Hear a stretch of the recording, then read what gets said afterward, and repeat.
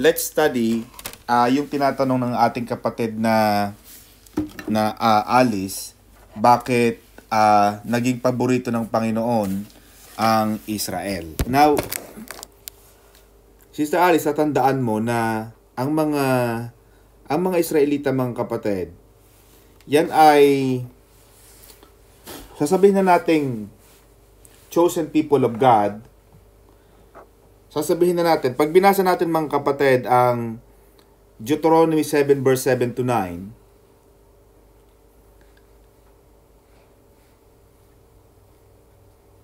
sinasabi ng Panginoon dito, mga kapatid, na the Lord did not set His affection on you. And this is when when Moses was talking to the nation of the Israelites.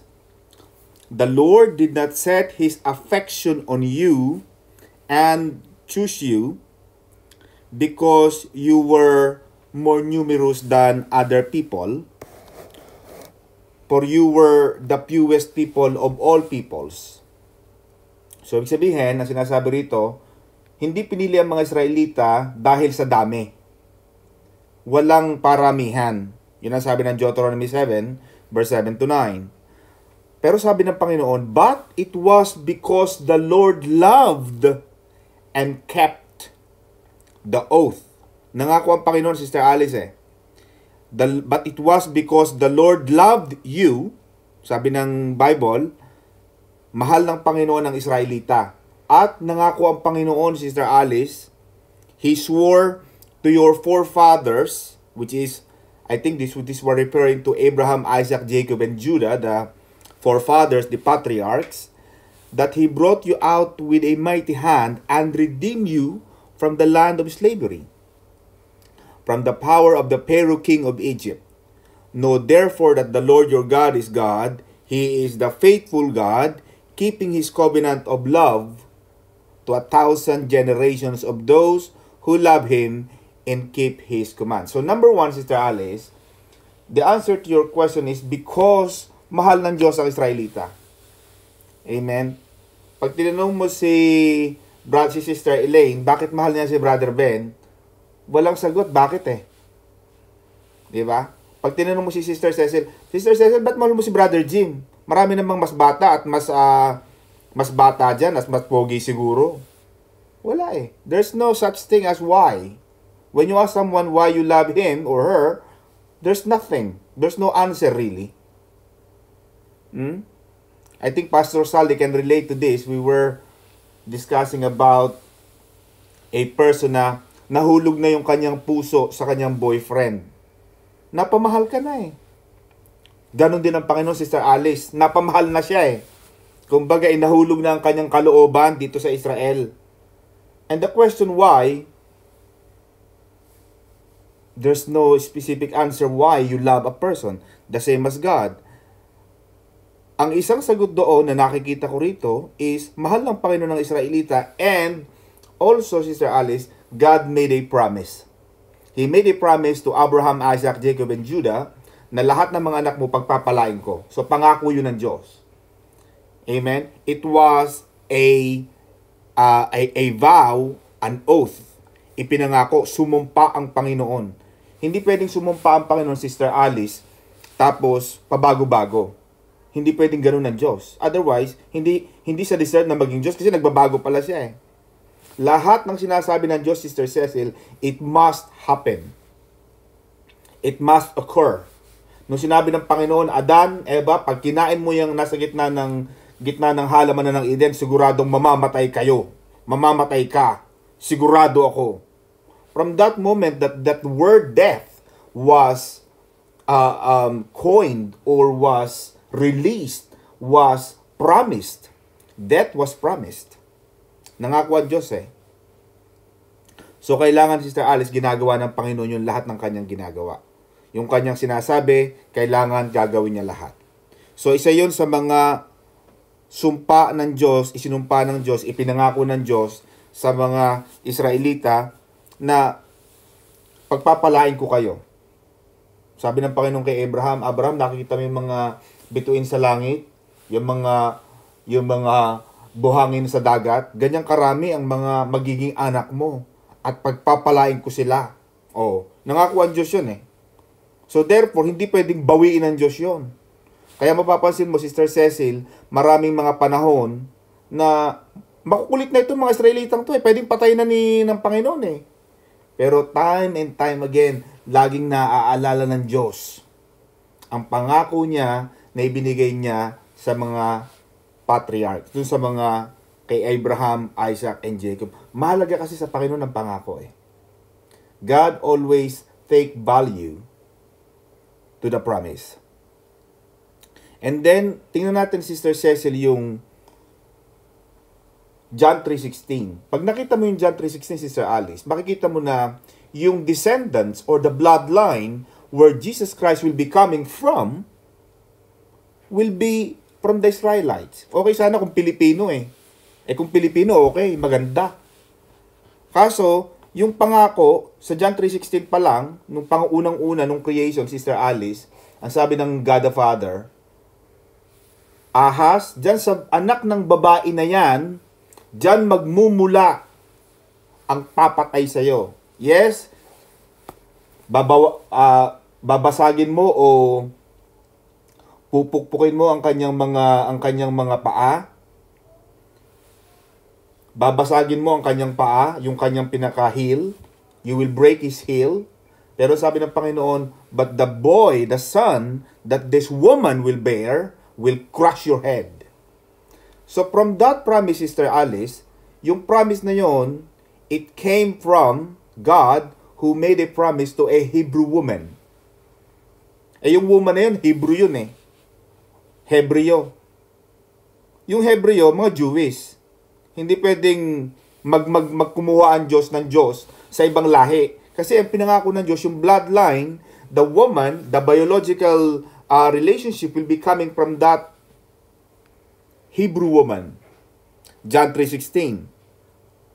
Yun ang pangako ng Messiah na doon magagaling ang Diyos sa mga taga-Hebreo. Ganon din ang sabi ng Panginoon sa Genesis 12, chapter 12, verse 1 to 3.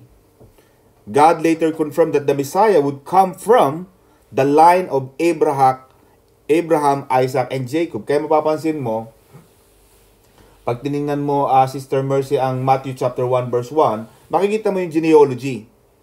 Nakaka-board basahin yun. Oh, from Abraham, ganito. From Isaac, ganito. From David, ganito. Then, from David, hanggang sa, nagkaroon ng tracing eh. Kaya mahalaga ang census eh. Bakit may census? Bakit may NSO? Para malaman mo sinong lolo't lola mo. Oh, tingnan mo, Sister Alice, kung hindi nagmula si Jesus sa lahi ni Abraham at saka ni Isaac, sablay ang Genesis. Pag sumablay ang Bible, Sister Mercy, sablay din ang pananampalataya natin. Kaya dapat walang mali sa Bible eh. That is the problem. And Brother Matt, I would like to correct you. Sinasabi mong inshallah. Kapatid, ang inshallah ay mga Muslim. Brother Matt, suki ka pa man din ng Maranatha, kapatid. Dapat ang ating sinasabi. Kasi yung amo ko kasi Muslim, di ba lagi yung sinasabi yun? Pag may sinasabi siya, inshallah, okay. Okay mga kapatid. Naunawa ko, Brother Matt, aram mo, ang kanyang mga amo ay, ang kanyang mga boss ay mga Muslim eh. Pero, yun ang wala mga kapatid sa Quran. Because ang Quran, mga kapatid, nasabi ko na ito sa inyo, na ang Quran, mga kapatid, ay maraming mali. Maraming mali ang Quran. Bakit? Kasi ang sumulat ng Quran, they profess. I mean, this is not related to the Bible, but I want to tackle it very quickly for your understanding. The problem with Quran, it was written by someone who purports to write it, like Muhammad, as the prophet, that he received a revelation from God above, from Allah. Kaya Brother Matt, yung inshallah mo, related yun dito sa sinasabi ko. Yung sinasabi niyang Allah, but the history, the biblical, the history of the Quran finds that the writer of Quran wrote Quran not at the time when Muhammad was alive. And Muhammad made a profession, made a confession that he did not know how to write. Hindi siya marunong magsulat. He was illiterate. That's first one. That's a fallacy. How can you write a something when you yourself doesn't know how to write? That is the basic and fundamental reason why Quran should not be believed. But the Bible says Moses and the rest of the prophets and the disciples, they keep writing. One. Second, Quran was written 250 years after Muhammad's death. So this Abdul Malik from Saudi Arabia, who was assigned by the Saudi emperor or the Saudi king, they wanted to have someone, to put someone na pwede nilang gawing prophet, and they chose Muhammad for some reason. So maraming mga fallacy. Maraming mga dahilan why Quran fails to meet the standard of the Bible. The Bible was in the same scrutiny, came to the same scrutiny as the Quran. At mga kapatid, I will tell you that all the wisest man, the scholars, the linguists, the translators, they compare the same scrutiny of the Quran and the Bible, mga kapatid. Quran failed, but the Bible stand. The Bible that we read, mga kapatid, is the solid Word of God. This was dictated by God. Ang Quran, mga kapatid, ang daming kinuhang mga prophets sa Bible. Wala silang makuhang iba eh. Wala silang makuhang iba. And mind you, mga kapatid, ang Quran, 4 na manuscript ang kinaroroonan ng original manuscript ng Quran. Yemen, London, parang isa sa Herzegovina ng Russia, and one in something Middle East. Pinag-compare yung Sister Alice, yung 4 na original manuscript, supposedly, isa lang ang pinaka-supreme. Dapat lahat yan pare-pareho. But the problem with Quran, nung pinag-match-match, mga kapatid, my God, ang daming magkakaiba. Apparently, Abdul Malik employed 4 secretaries to write. At marami doon sa mga biblical scholars and theologians and linguists said marami mga context sa Bible ang sinunog, tapos hindi na isinama, marami pang magkakaiba ng translation, sabi ng isang secretary, ganon. The writers of Quran are secretaries, not prophets, not disciples. Ang nagsulat ng Bible, Sister Christy, mismong disciples of Christ eh. Hindi lang si Muhammad, hindi siya nagsulat. Kaya lumalabas si Sir Alice na Muhammad himself, who claims to be the owner and the writer of Quran, and Abdul Malik, 250 years after, did not know each other. They haven't talked. So how can you write someone's work when you did not know that person? But the good thing about the Bible, Brother Matt, is that the people who wrote the New Testament, let's talk about the New Testament first, are the very people who were with Jesus, who were the eyewitness of Jesus. That's the good thing about the Bible.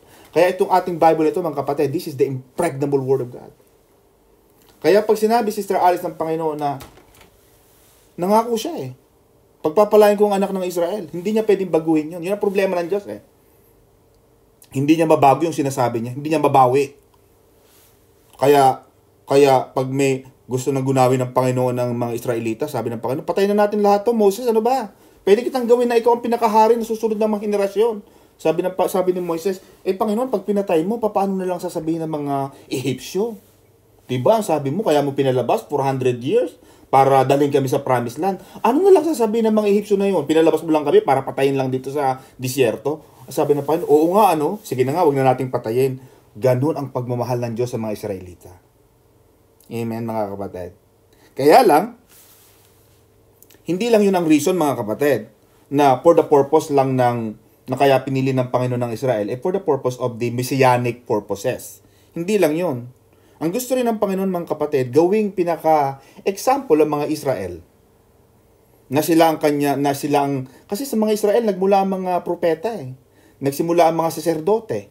Nagsimula ang mga missionaries of the world. Diyan nagsimula ang mga royal blood eh. Diyan nagsimula ang mga ginamit ng Panginoon eh. Wala ka namang makikita mga Chinese na ginamit ng Panginoon.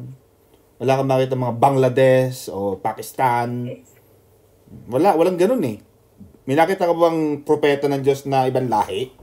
Wala.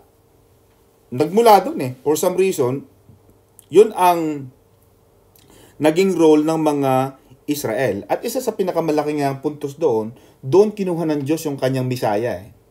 Yung God the Father who designed, who master plan everything.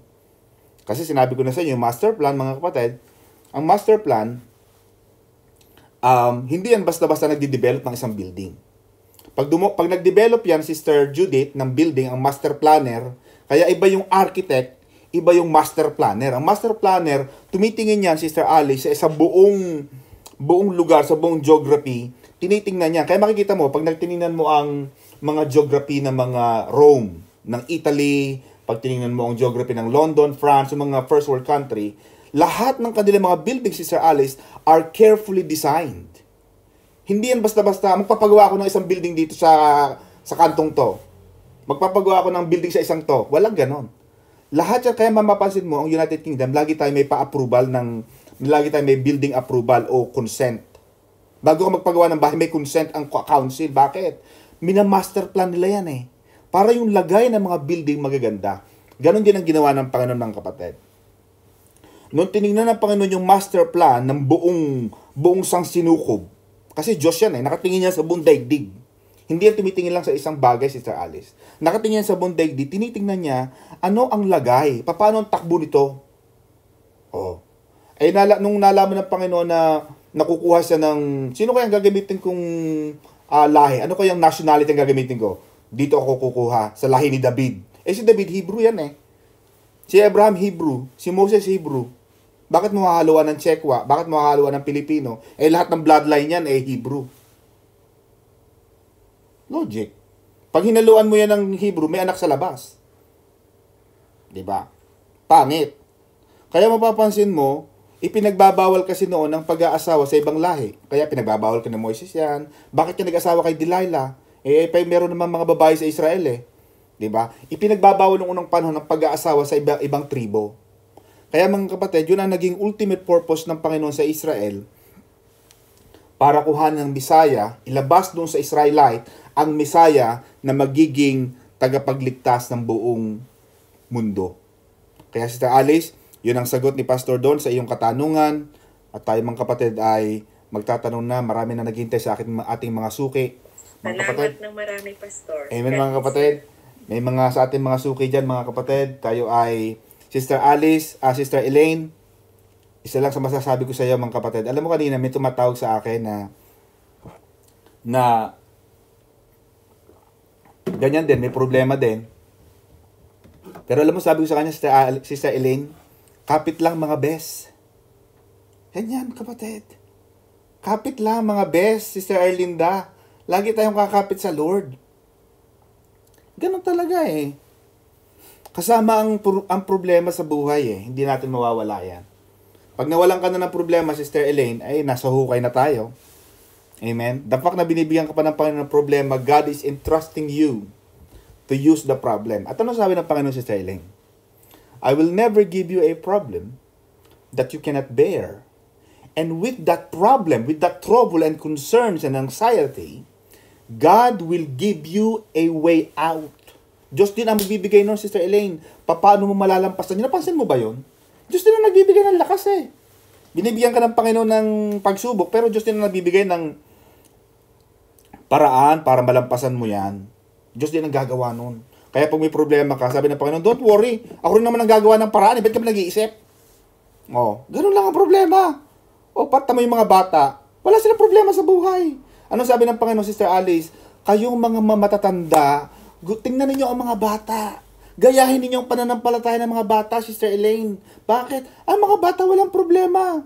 Pag inihagis mo yan, Sister Elaine, sa taas, ang mga bata, yung mga 2 years old, nasa area, wala silang hawak. Anong nangyari sa bata? Nakangiti.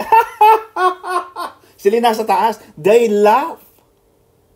Even though ihagis mo yan at wala nang nakahawak sa kanila, they laugh because they know that someone down there will catch them when they fall. Ganon din tayo, Sister Elaine. Tandaan mo, Pagka ikaw ay nasa ere na, tawanan mo lang, tama sabi ni Freddy Aguilar, tawanan mo ang iyong mga problema. Ipagkatiwala mo sa Diyos. Pagka malungkot ka na, alam mo sabi, Sister Judith, pag ang tao ay nag-aalala, yung nagwo-worry, tapos nadidepress, alam mo, Sister Cecil, yan pala ay sanhi, yan pala ay tanda ng walang pananampalataya sa Diyos. Ibig sabihin, wala kang Diyos. Ibig sabihin, humihina ka. Bakit? Hindi ka na nagbabasa ng solid Word of God. Ibig sabihin, hindi ka na naniniwala sa Diyos. Ang sabi ng Diyos, hindi kita iiwan, hindi kita pababayaan. Bakit ka naghihina? Bakit ka nanghihina? Bakit ka natatakot? Sabi ng Panginoon, I will be with you until the end of time. Bakit ka matatakot? Tandaan mo na kasama natin ang Diyos. Sa bawat laban natin, Panginoon, lalaban ako rito. Sa buhay na ito. At hindi ako matatakot dahil kasama kita. Amen? Pag ganyan na naging pananaw mo, Sister Elaine, hindi ka matatakot. Kaya alam mo, mga Kristiyano, maganda eh. Nagkaroon ng mga pag-aaral at mga pagsusuri dito, mga kapatid. Nagkaroon ng pag-aaral sa mga taong sumisimba at hindi sumisimba, Sister Alice. Alam mo yung mga sumisimba, yung mga nagcha-church, ang tagal mabuhay. Bakit? Yung mga hindi nagsisimba, Sister Judith, nawawala na ng pananalig sa Diyos. Nawawala ng tiwala. Nawawala na ng lakas ng kalooban. Nawawala ng pag-asa sa buhay. Pero kito may mga nagsisimba.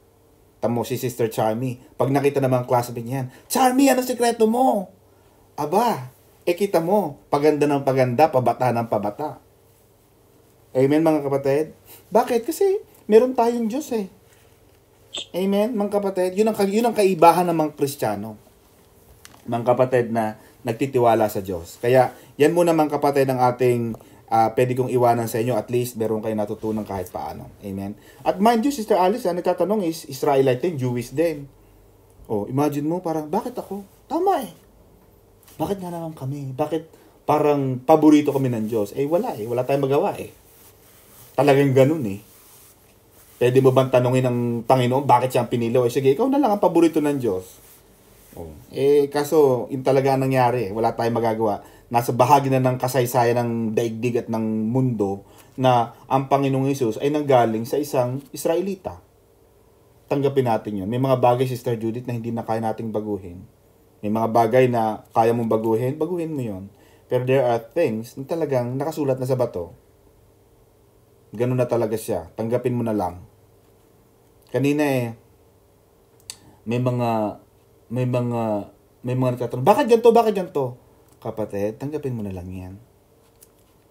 Kung magkapatid man yan at hindi magkapatid, tanggapin mo ng katotohanan. Kung anong totoo, tanggapin.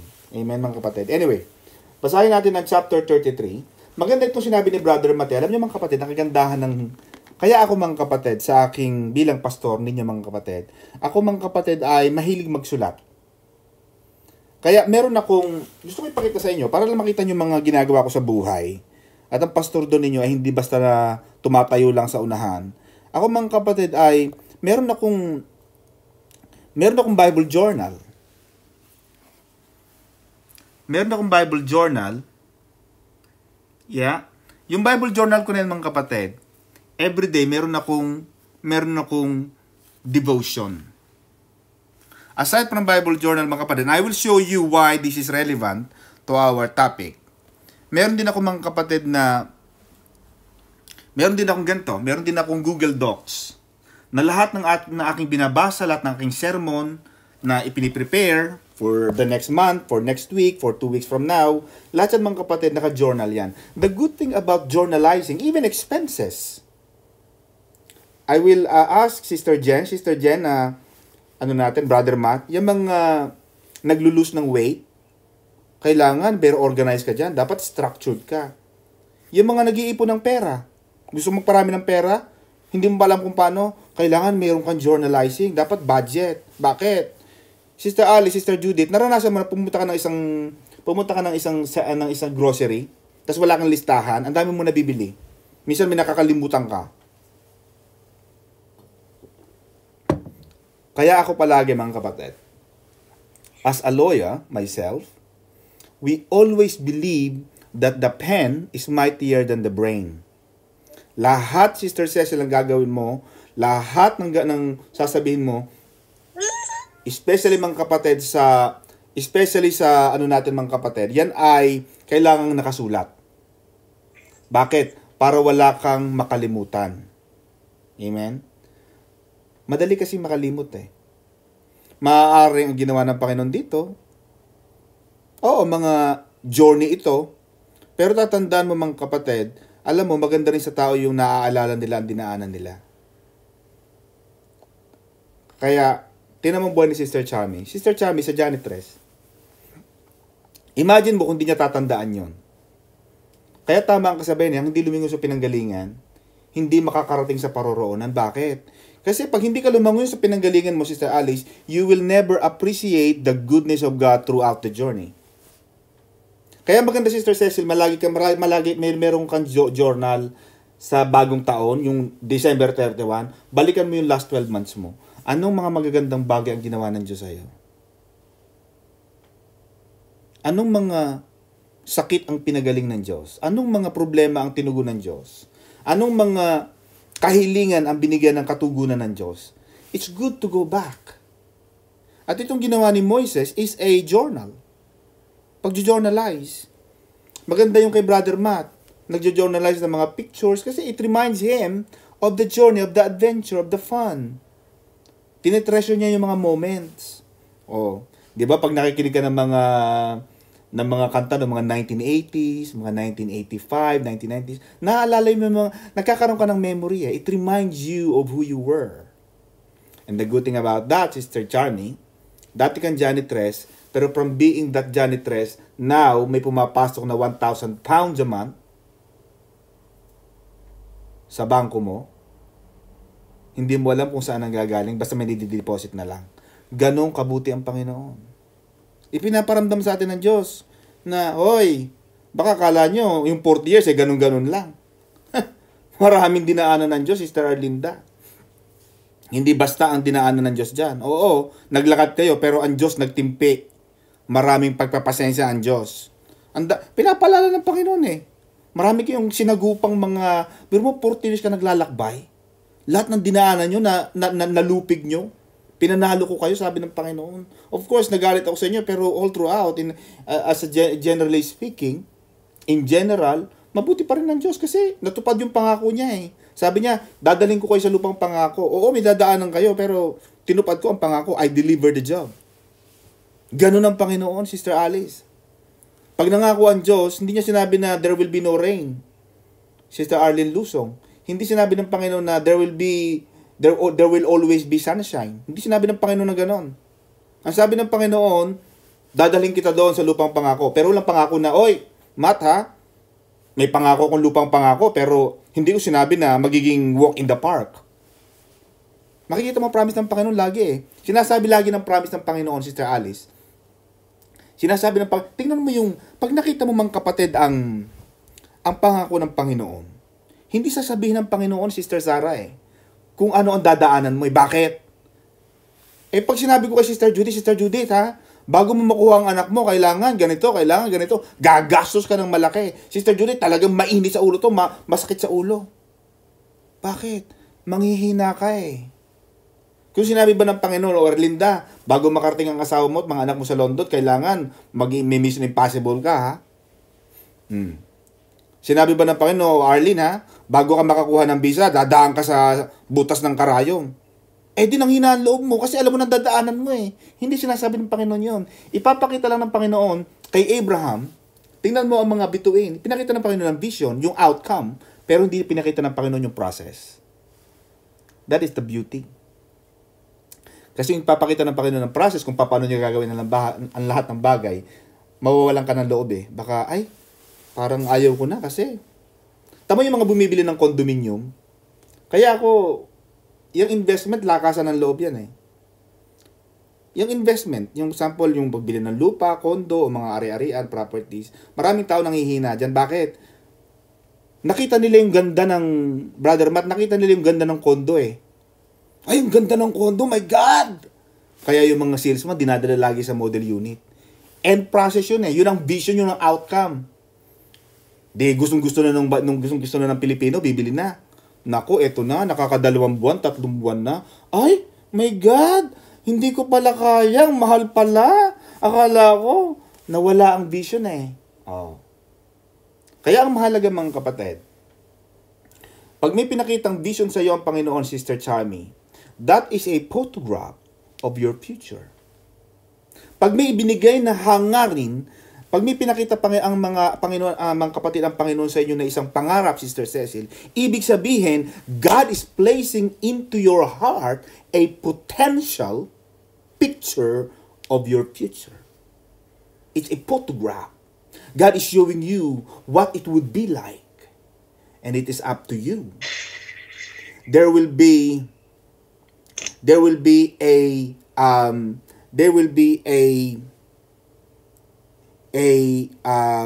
yung meron kang dapat gawin, mga kapatid. You have to do something. Brother Matt, can you silent someone please?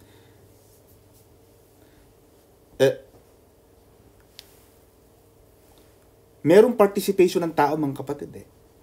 There will be a participation of everybody. That's why ito sinasabi ko, mga kapatid. Nasabi ko na ito sa inyo. When God gives you a dream, you will have to have a participation. Don't just rely. Yes, it's good to have the promise of God. Yes, I will bring you to the promised land. Pero hindi gagawin, Sister Alice, na itatransport lang sila ng Diyos from Egypt to promised land. Tapos na eh. Walang ganon. It will require a participation from you. It's up to you to make that dream a reality. Kaya tama ang sabi eh, nasa Diyos ang awa, nasa tao ang gawa. Maraming Pilipino, Sister Charmy, huwan tamad. Sister Judith, nandiyan ka pa ba? Hello, Sister Judith. Amen, mga kapatid. Maraming mga Kristiyano huwan tamad. Lord, gusto ko ng bayabas. Gusto ko dagdag na, ilaglag mo na lang dito sa bibig ko para makain ko na agad. Mga tamad. Ayaw ng Diyos ng ganun. When God gives a dream to you, it will require from you a participation. God needs you to believe in your dream. Patuloy kang maniwala. Kasi lahat ng pangarap, Brother Matt, mahirap. Hindi madali ang mangarap, ha? Kaya sabi ko nga last time, uulitin ko, hindi libre ang mangarap, mahal. Ang mahal ng presyo niyan. Biro mo si Sister Cecil pa lang, gate pa lang. Gate pa lang, Sister Mercy. Milyon na. Aba, hindi basta makabili ng bahay sa subdivision. Bakit? Ang binibili mo dyan, Sister Mercy, alam mo, sa subdivision, security.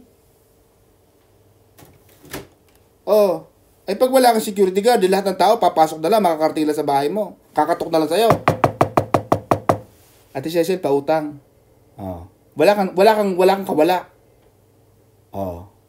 Ang kaganda ng subdivision, bago pumasok ang tao, Sister Arlene, dadaan mo na sa security guard. Guard, nandiyan ba si Miss Cecil Kuwanag? Ay, sandali po, tatawagan ko lang po. Ma'am Cecil, nandiyan po kayo. Sabihin mo wala ako. Wala daw po siya.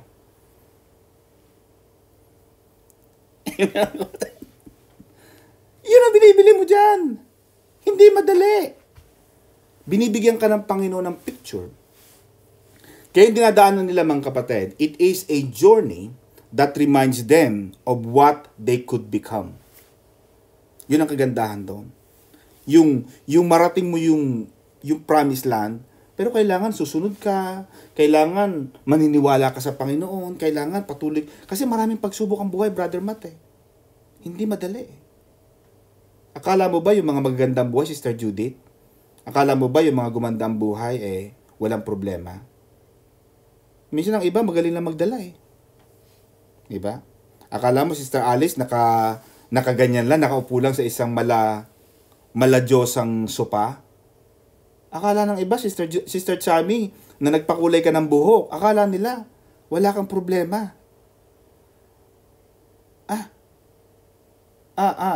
Hindi pwedeng ganon. Lahat ng tao may problema. Ang iba, magaling lang magdala. Ang iba, maraming pinagdadaanan, pero lagi lang nakangiti. Tama si Sister Arlene. Kahit maraming mga pinagdaraanan, lagi lang nakangiti. Bakit? Kasi naniniwala siya na after all this, ano man ang mangyari, magtitiwala pa rin ako sa Panginoon. I will go ahead. Ito ang ginawa ng mga Israelites. na sila ay patuloy na naniwala sa Diyos. Hindi sila nawala ng tiwala sa Panginoon. Amen mga kapatid? Ganun lang tayo. Lagi lang tayo magtitiwala sa Panginoon. Basahin natin mga kapatid ang 33 verse 53. And you shall dispossess. Ang sabi rito mga kapatid, in a preparation to enter Canaan. Ito na yung preparation eh. Kasi mga kapatid, Sister Judith, you will remember, kung ikaw ay galing sa hirap, for example, pag ikaw ay galing sa hirap, tapos bigla kang binigyan ng Panginoon ng magandang bahay, Brother Mark Joseph, ang problema kasi ng mga, maraming ganun eh, yung mga tipong maliit ang bahay, tapos binigyan ng Diyos ng malaking bahay. The problem with that, Sister Charmy, hindi alam ng mga tao kung papaano ang galaw sa loob.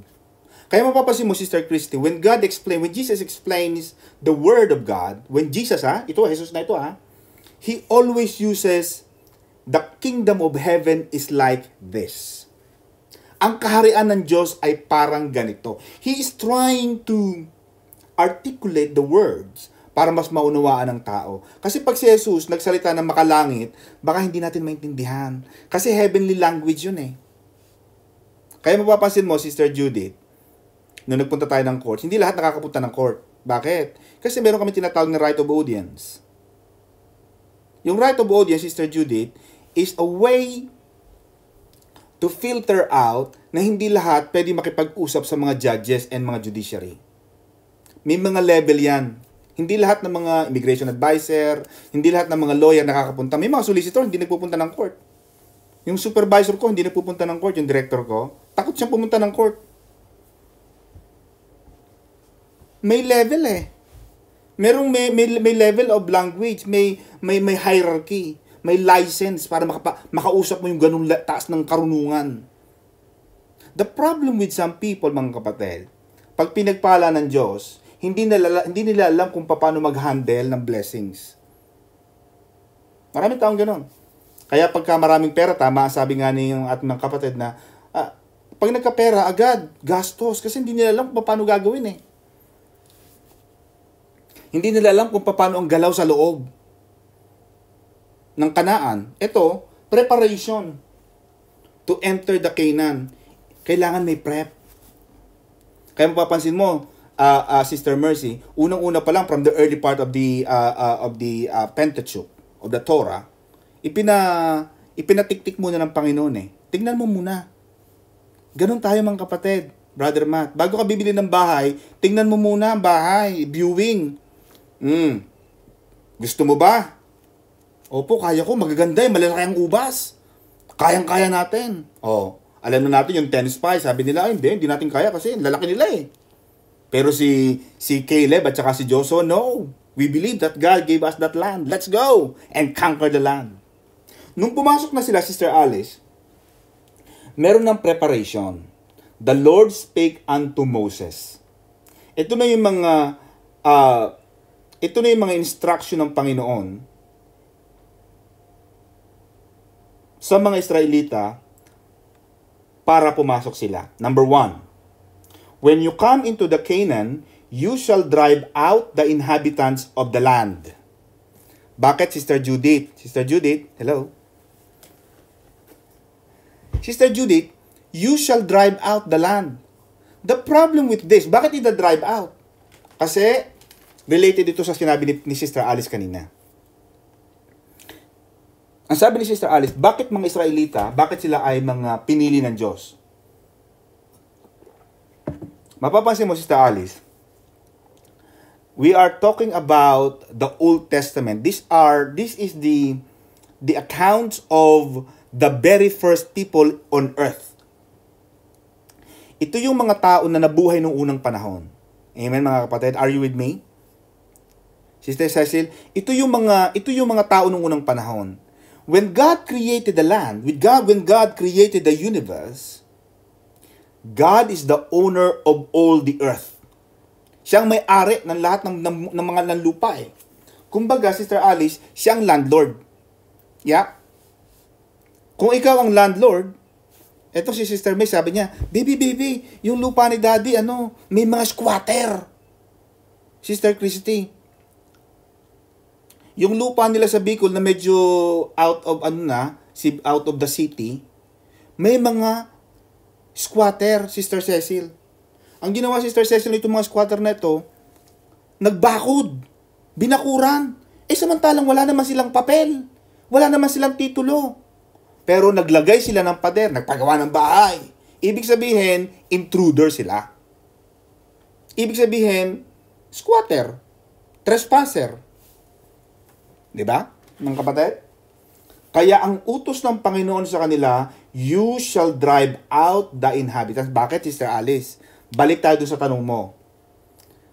Anak ng Diyos ang mga Israelita. At ang may-ari ng lupa, gusto nang ipamana sa kanyang mga anak. Nagkataon, Brother Noel, yung mga tao doon sa Kanaan, may nakatira na, may tao na, may nagtayo ng pader.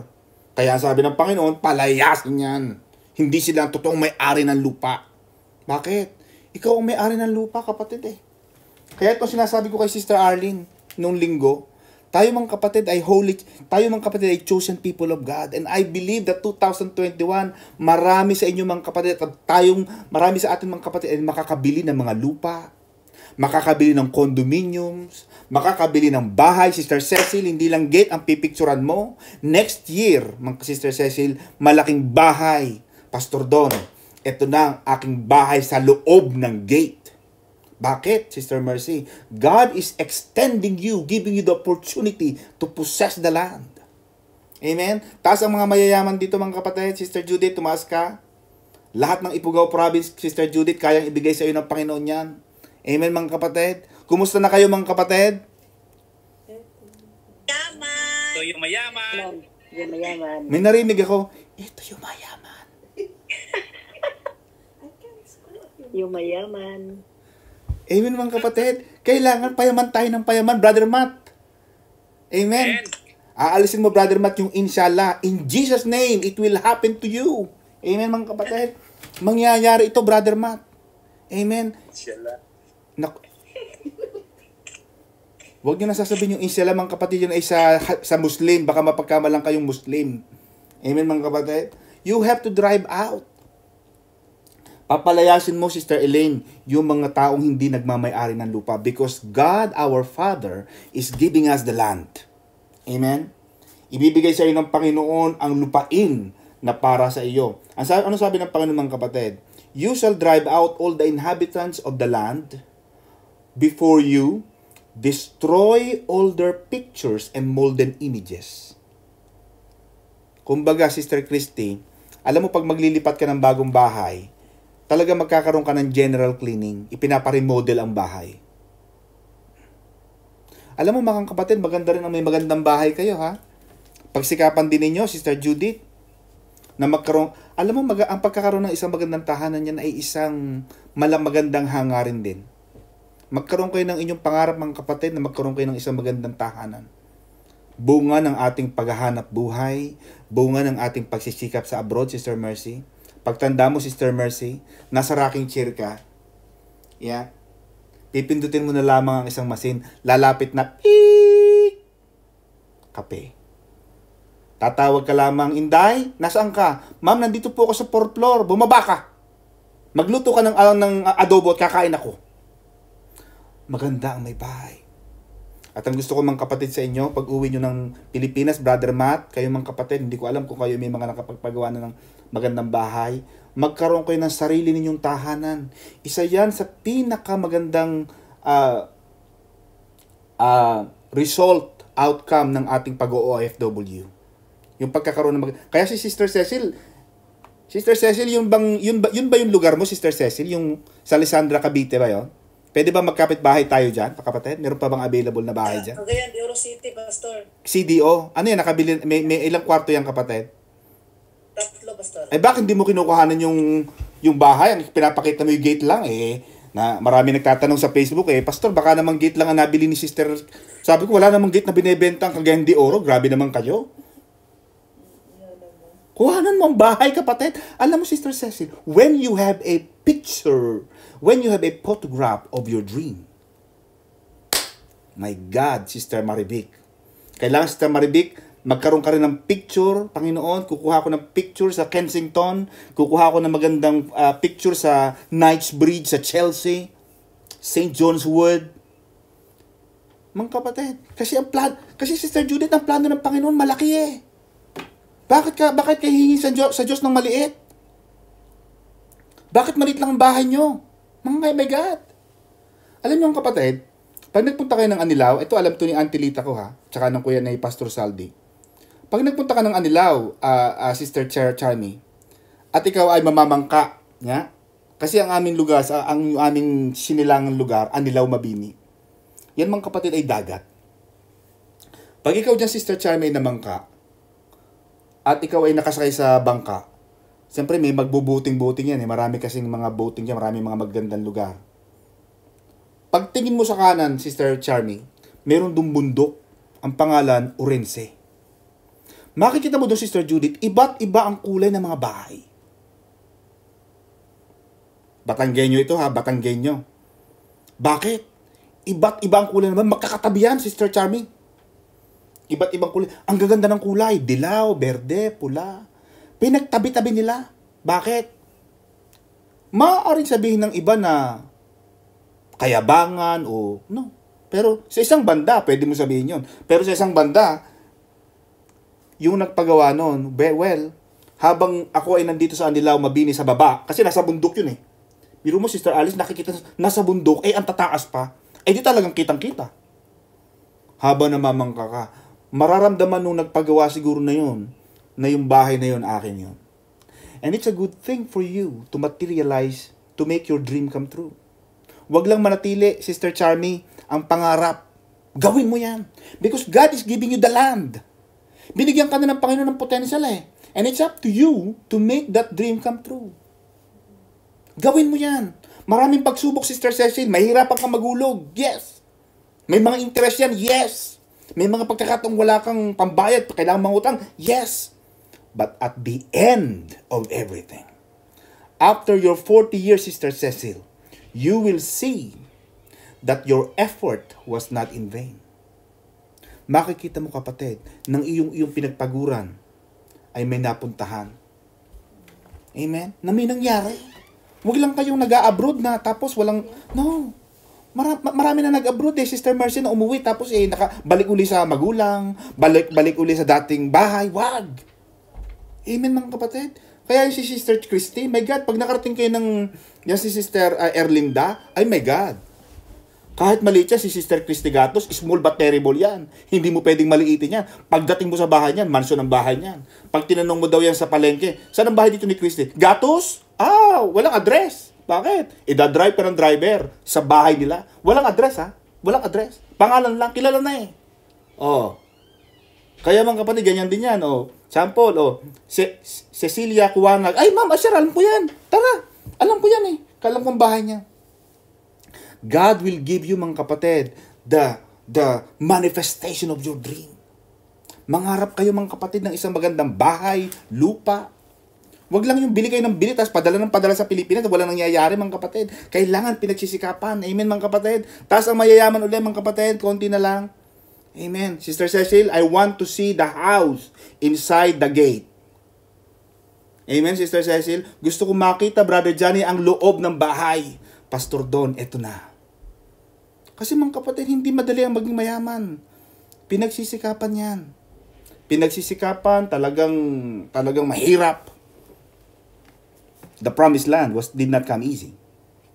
So, you have to drive out the inhabitants in the land, destroy all their pictures, molden images, and pluck down all their high places. The God that we serve is a jealous God. Yun ang problema dun Kanina may kliyente ako sabi niya, attorney,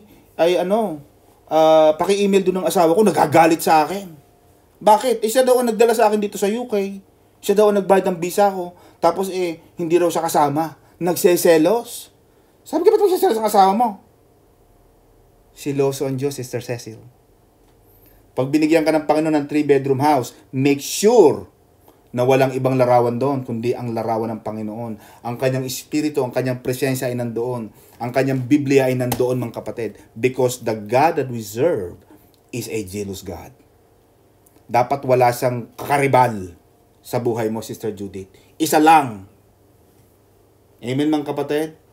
Kaya ayaw ko nung kanta ni Ariel Rivera, Sister Bebing Sabi ni Ariel Rivera, sana dalawa ang puso ko. Maraming Kristiyanong ganun Dalawa ang puso, tatlo ang puso Amen, Sister Mercy? Ayaw ng Panginoon ng ganon. Sister Mercy, ang gusto ng Panginoon, isa lang ang puso mo sa Kanya. Amen, mga kapatid? Huwag mong kakantahin yon. Sa mga kumakanta dyan, sa mga karaoke. Kumakanta sana, dalawa ang puso. Isa lang ang puso natin. Sabi ng Panginoon, Sister Charmy, you will destroy their pictures, their graven images. Ayaw ng Panginoon, may mga larawan. At saka ano sabi mga kapatid? Ang sabi rito, gusto nang palayasin Di ba mga landlord, pagka yung hindi ka na nakabayad ng upa, Sister Judith, may eviction notice ka, may section 55 ka under the law. Palalayasin ng Panginoon yung mga Canaanites na to. Kasi hindi sila may-ari ng lupa Alam mo, anak, ang Panginoon natin, Panginoon, mga kapatid, ang ating Diyos ay napakayamang Diyos, Brother Matt. Kaya sinabi ng Panginoon sa Philippians 4:19, but my God shall supply all my needs according to His riches. Lahat ng kayamanan natin, lahat ng kayamanan ng Diyos, Sister Judith, ay pwedeng ilipat sa iyo ng Diyos. Walang nawawala sa Diyos Kasi mayaman na siya Amen? Kaya itong mga nakatira dito sa Promised Land na mga Canaanites, pinadala na sila ng eviction notice. Amen? Last but not the least, mga kapatid, last 5 minutes. Now, Numbers 33 verse 54. And you shall divide the land by lot.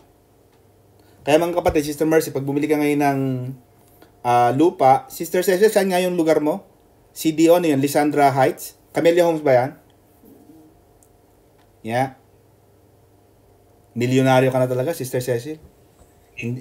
Hindi ka na talaga ma-rich. Amen, Pastor. Hindi ka na talaga ma-rich ngayon, Sister Cecil. Mayaman ka na talaga. Hindi ka na ma-rich. Amen, Pastor. Hallelujah. Thank you, Pastor. Amen.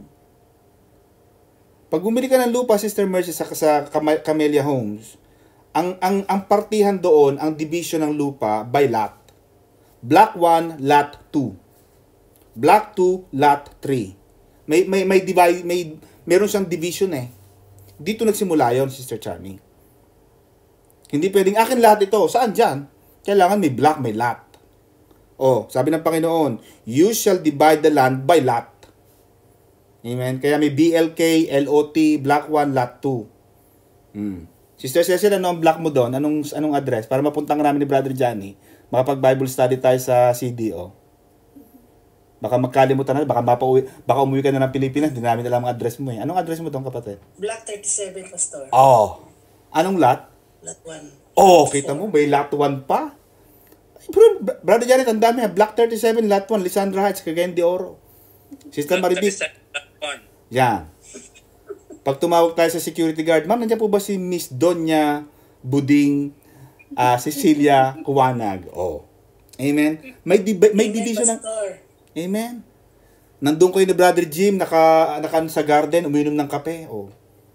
Ang kapatid yan ang ating future Brother Matt, pag ikaw umuwi sa Pilipinas, sabihin mo naman ng address mo, makapag-kape-kape kami ni Brother Johnny dyan, pag dumadaan kami ng Quezon, pag dumadaan kami ni Sister May, pwede ka namin daan. Alam niyo mga kapatid, sa pagtanda natin, mga kapatid, hindi na malayo ito.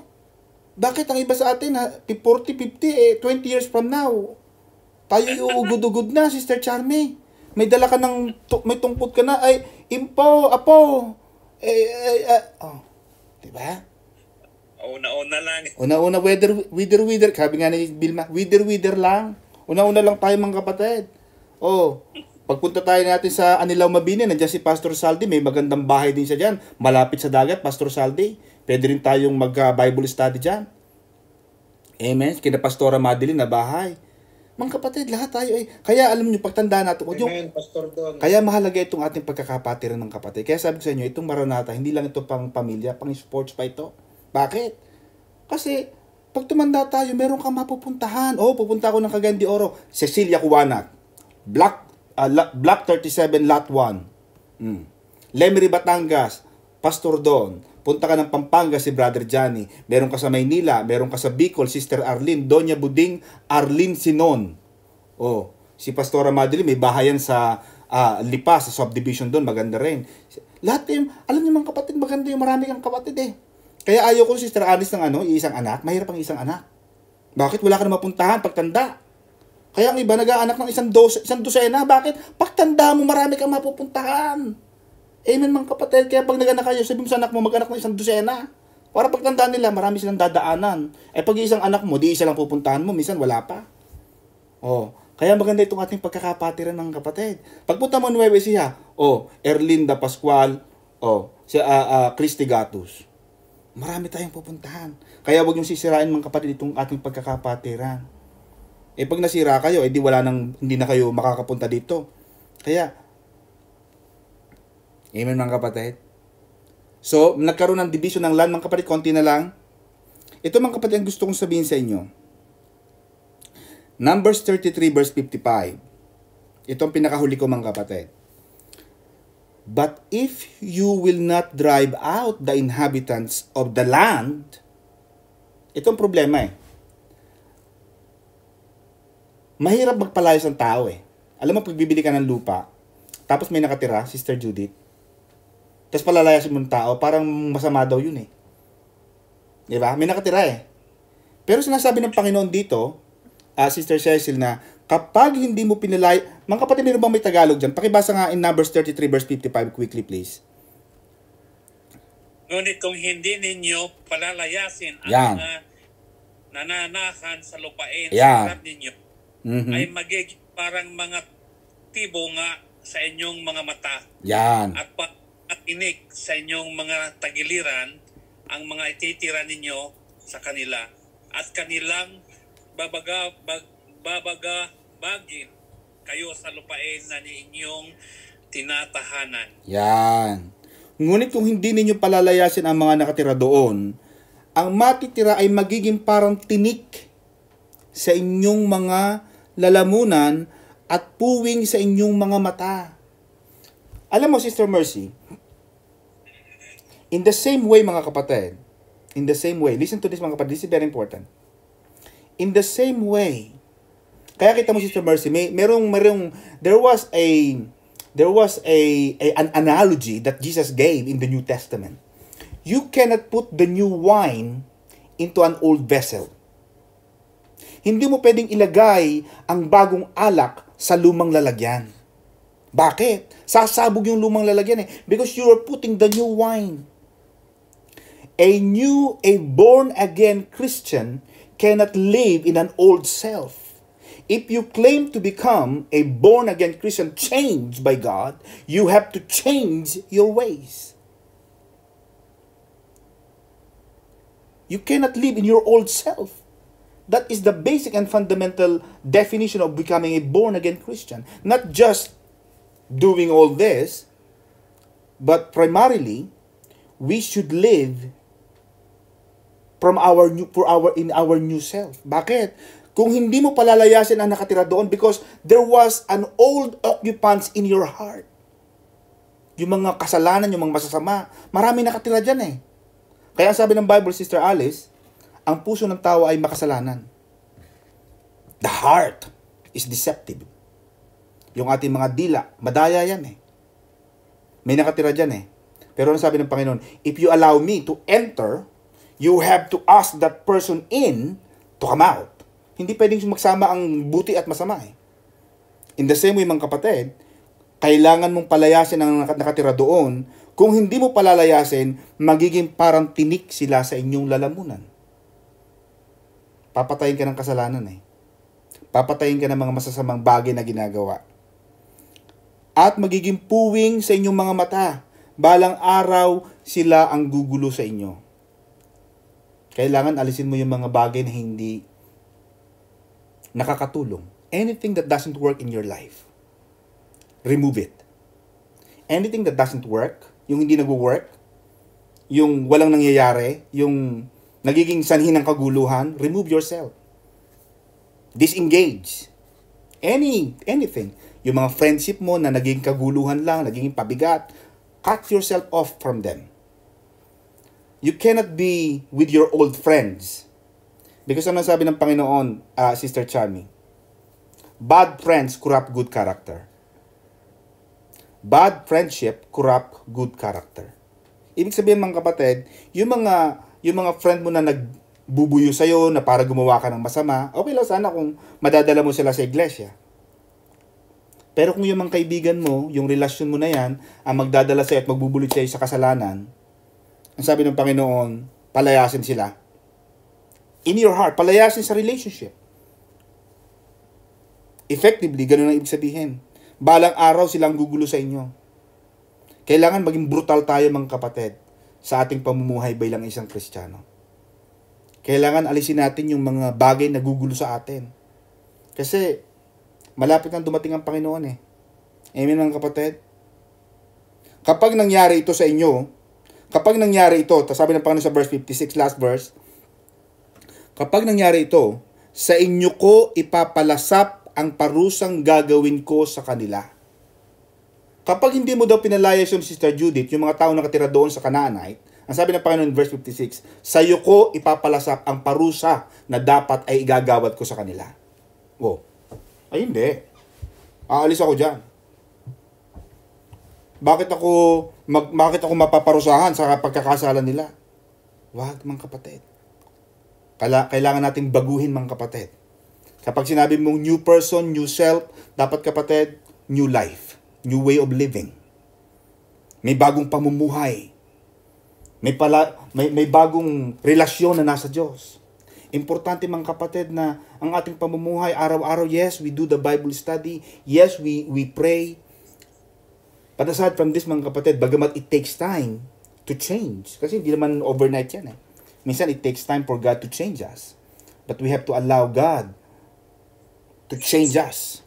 We have to allow God, we have to allow ourselves to remove and kumbaga palayasin yung mga nakatira dyan sa atin, yung mga masasama nating ginagawa, yung mga kasalanan dati nating nakakasira sa ating pagkatao. Palayasin natin yan sa ating buhay. Bakit? Yan ang papatay sa atin. At pag nagkaroon kayo ng ganyang pananaw sa buhay mga kapatid, magtatagumpay kayo sa buhay. Lahat ng gagawin ng inyong mga kamay mga kapatid, magtatagumpay. Bakit? Kasama mo ang Diyos eh. Lahat ng gagawin ng iyong mga lalakaran ng iyong paa, lahat ng iisipin ng iyong isip, lahat ng iyong mga pangarap ng iyong puso, magtatagumpay. Bakit? Kasama mo ang Diyos. Ano ang sabi ng Panginoon? Ni minsan na hindi ko nakitang ang matuwid ay pinabayaan at namalimos ng tinapay. Kapag ang isang tao ay naging matuwid sa Diyos, sasabihin ko sa inyo mga kapatid, yan ang isang susi ng kasaganaan. Ang pagkakaroon ng katapatan sa Diyos. Pag ikaw ay matuwid sa Diyos, pinalayas mo yung mga nakatira doon, yung mga masasamang ginagawa, sa ating buhay na lang i-apply natin sa ating buhay. Pagpapalain kayo ng Panginoon. Para hindi kayo parusahan ng Diyos, palayasin natin yun. Amen. Palakpakan natin ng Lord. Hallelujah. And Amen.